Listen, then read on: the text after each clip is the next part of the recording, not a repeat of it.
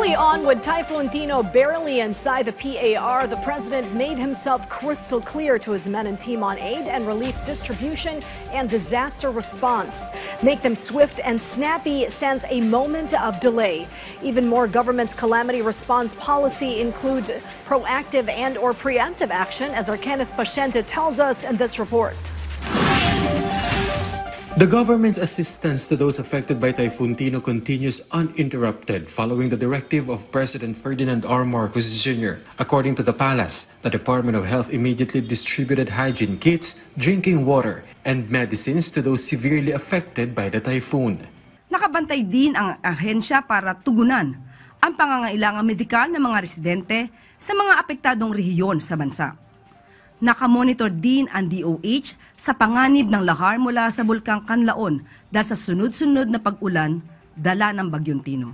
The DSWD also continues to distribute family food packs and ready-to-eat food items to the victims. In addition, financial assistance is also being given to the bereaved families of the victims of Typhoon Tino.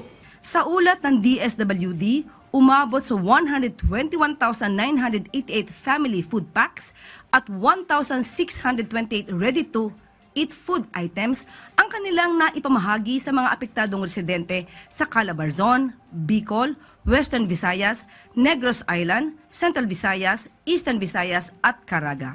The President and the government are also not looking at political colors during times of disaster.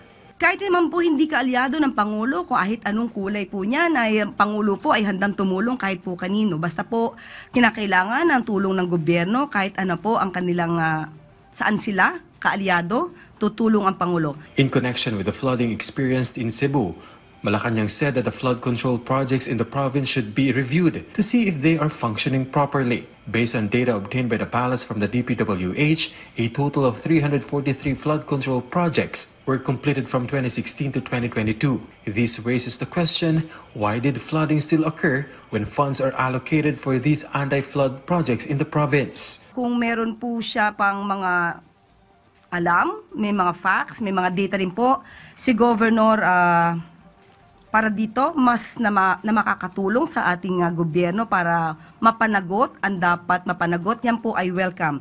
So dapat din po itong makita dahil kung meron pong 343 flood control projects noon pa man, dapat po sana ay gumagana ito. So pagtulong-tulungan po natin mahanap ang dapat na mapanagot sa mga maanumalyang flood control projects.